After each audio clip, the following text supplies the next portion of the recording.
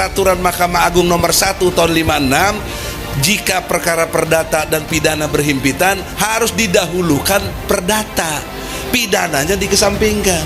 Nah ini klien saya sedang menggugat kok ditangkap gitu loh. Kan sebenarnya sederhana aja. Bambang Tri, kok nggak benar, nih ijazahku asli, nih apa susahnya? Nggak lebih dari 10 menit saya kira datang ke pengadilan, selesai sudah. Kalau dia jijik datang ke pengadilan, bisa utus pakai surat kuasa, bisa, enggak juga. Nah, itu problem serius.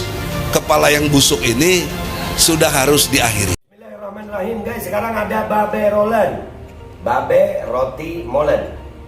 Roti ini dibuat yang pasti rasanya enak ya, ada 3 rasa. Nih, ada pisang keju, ada tape keju, ada pisang coklat. Ini dibuat tanpa bahan pengawet dan melayani pesanan-pesanan kalian yang seputaran Jabodetabek, bisa buat nemenin ngopi, buat acara-acara boleh. Dan ini karena gue paling suka pisang keju, ini gue dulu yang nyoba nih. Nih dia tuh kayak crunchy gitu depannya tuh. No.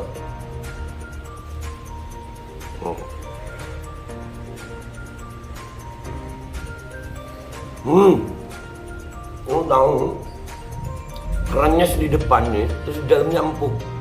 Ya Allah. Udah nggak usah lama-lama, lu kalau kepingin langsung pesen aja, itu ada nomor WA-nya, nanti gua kalau cantumin, ada juga IG-nya, langsung pesen, murah. Ini cuman nanti dia tanya itu 35.000 kalau nggak salah, ya.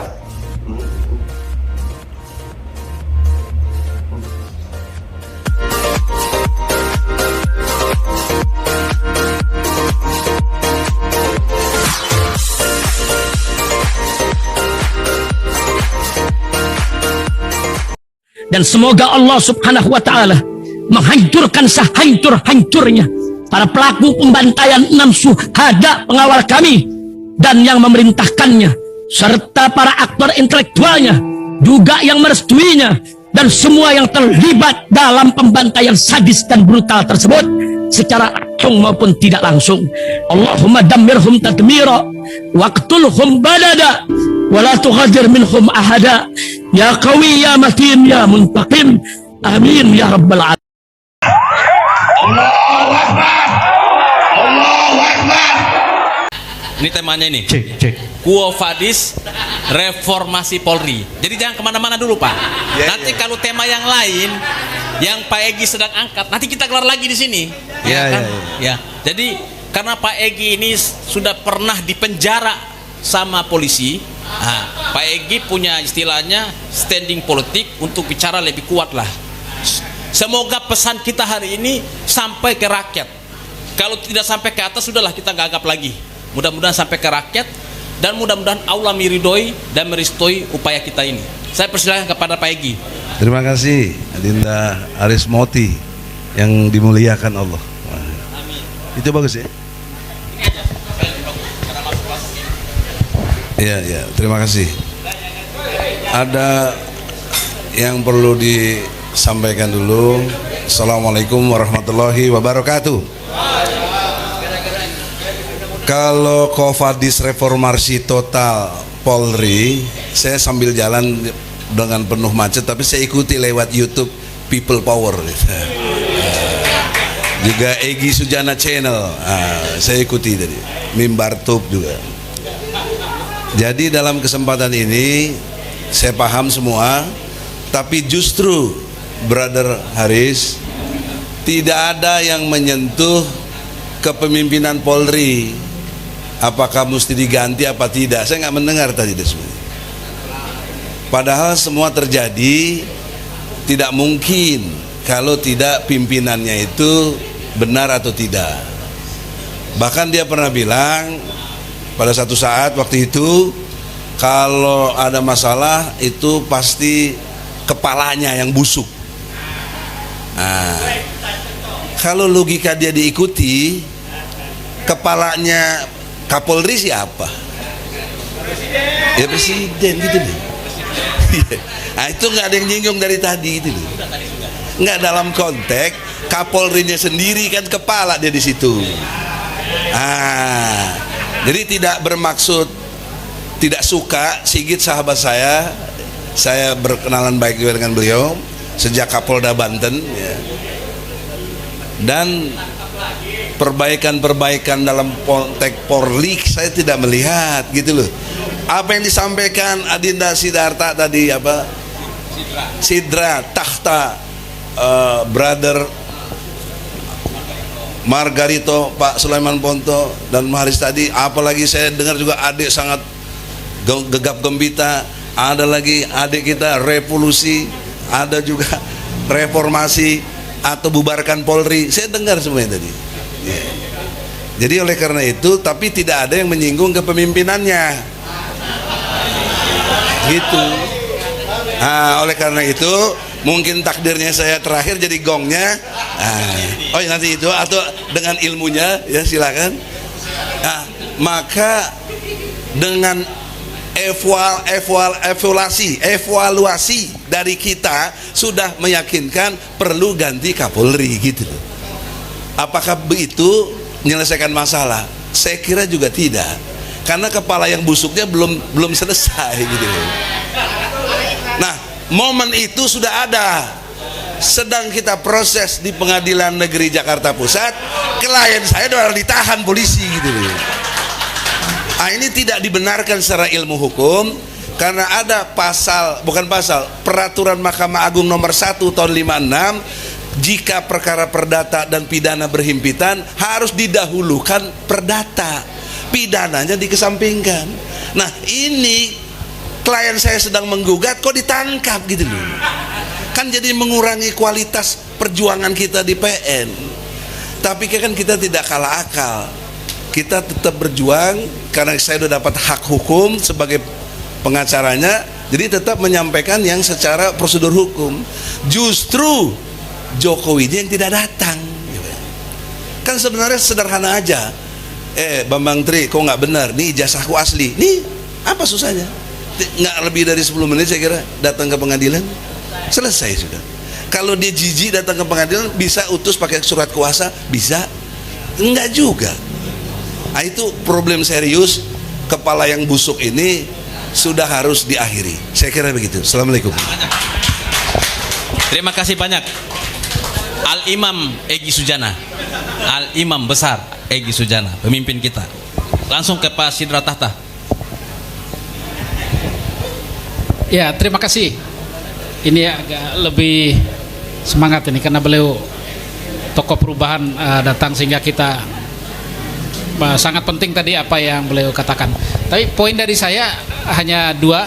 Yang pertama adalah bahwa Polri ini perlu melanjutkan reformasi total, karena ada PR yang belum tersisa, yang perlu dituntaskan, soal kelembagaan, soal undang-undang.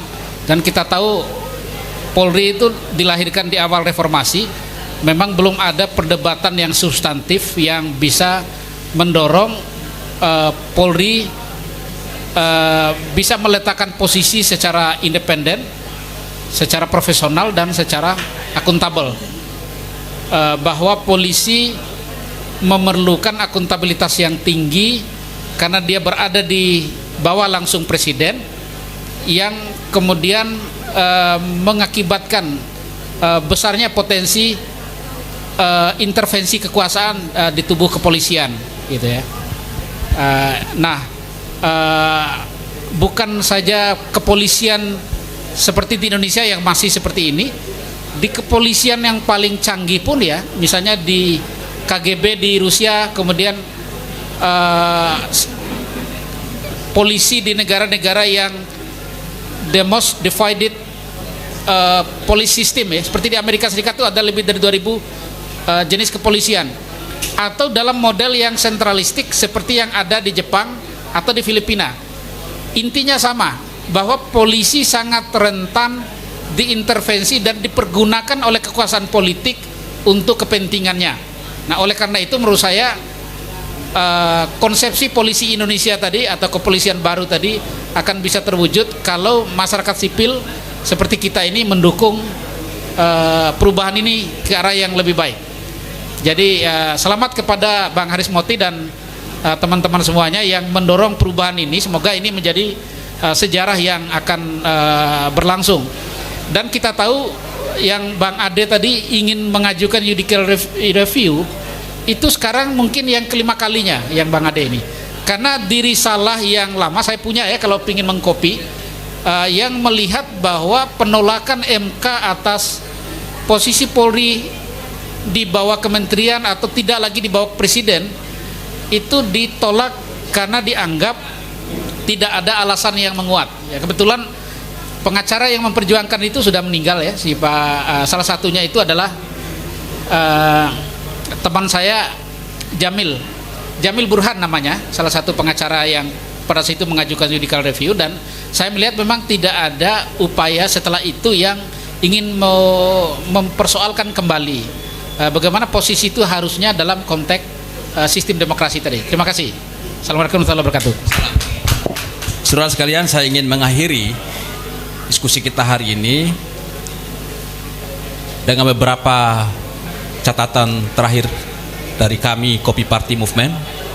Yang pertama, diskusi ini digelar karena selain dipicu oleh 3 peristiwa besar yang melibatkan pejabat Polri, yaitu kasus Sambo, tragedi kemanusiaan Kanjuruhan, dan juga tragedi juga kasus narkoba Teddy Minahasa. Diskusi ini kita gelar untuk mengingatkan pemerintah kita, sebagaimana yang disampaikan sendiri oleh Presiden Joko Widodo, bahwa pada tahun 2023 dunia mengalami kegelapan ekonomi. Dampak kegelapan ekonomi dunia itu sudah pasti kepada kita juga, pasti kena dampaknya. Artinya kalau ekonomi gelap, masyarakat susah, yang terjadi itu adalah ketimpangan di mana-mana, yang akan muncul itu adalah keresahan sosial. Jika institusi penegak hukum kita seperti Polri ini tidak dipercaya oleh rakyat, tidak kredibel, terungkap berbagai macam kejahatan seperti ini, maka yang akan terjadi itu adalah situasi rusuh, situasi barbar, tidak terkendali. Maka oleh karena itu rekomendasi dari diskusi ini sangat jelas. Presiden Joko Widodo harus mengambil alih tanggung jawab memimpin reformasi total Polri. Dia tidak bisa melepaskan persoalan ini kepada Menko Polhukam saja, atau melepaskan persoalan ini kepada Kapolri saja. Dia yang harus pimpin sendiri mereformasi Polri. Nah, poin reformasi Polri yang disampaikan tadi sudah sangat jelas. Multi kewenangan Polri ini harus dibatasi ya. Kewenangan Polri yang begitu luas ini harus diamputasi. Yang kedua, Polri yang di bawah presiden langsung ini juga harus diamputasi, harus ditempatkan di bawah salah satu kementerian. Yang ketiga, kultur Polri sebagai akibat dari kewenangan yang luas itu juga harus dibenahi, direformasi juga. Yang keempat adalah soal berbagai macam kejahatan yang melibatkan Polri hari ini harus diungkap tuntas seadil-adilnya. Kasus Kanjuruhan tidak boleh ada yang ditutup-tutupi ya. Kasus Teddy Minahasa juga tidak boleh ada yang ditutup-tutupi. Semua harus dibongkar, dibuka seterang benderangnya. Saya mengapresiasi pekerjaan TGIPF terakhir yang rekomendasinya lebih radikal dari Komnas HAM maupun dari Kontras, yang mengatakan bahwa kasus Kanjuruhan ini sangat adalah satu bentuk pembantaian yang luar biasa yang dilakukan oleh aparat di sana. Jadi ini harus menjadi catatan dari pemimpin negara kita. Kalau tidak, situasi gelap ini akan menjadi tsunami revolusi sosial yang akan menggulung seluruh pemerintah yang berkuasa sekarang ini. Jadi itu yang menjadi catatan akhir saya. Kita berdoa kepada Allah Subhanahu wa taala, Tuhan yang Maha Kuasa, semoga Allah Tuhan Maha Kuasa meridhoi usaha kita untuk membenahi secara bertahap bangsa dan negara kita. Terima kasih. Wassalamualaikum warahmatullahi wabarakatuh. Terima kasih kepada seluruh partisipan yang hadir, seluruh audiens yang terlibat. dan seluruh peserta yang datang, dan juga terutama kepada seluruh pembicara yang hadir dalam forum ini. Nanti semua pandangannya akan kita resum dan kita akan sebarkan lagi ke seluruh newslink maupun di media sosial ataupun di open source lainnya. Wassalamualaikum warahmatullahi wabarakatuh. Dan semoga Allah Subhanahu wa Ta'ala menghancurkan sehancur-hancurnya para pelaku pembantaian 6 syuhada pengawal kami dan yang memerintahkannya, serta para aktor intelektualnya juga yang merestuinya, dan semua yang terlibat dalam pembantaian sadis dan brutal tersebut secara langsung maupun tidak langsung. Allahumma dammirhum tadmira waqtulhum badada wala tughadir minhum ahada ya qawi ya matin ya muntaqim. Amin ya rabbal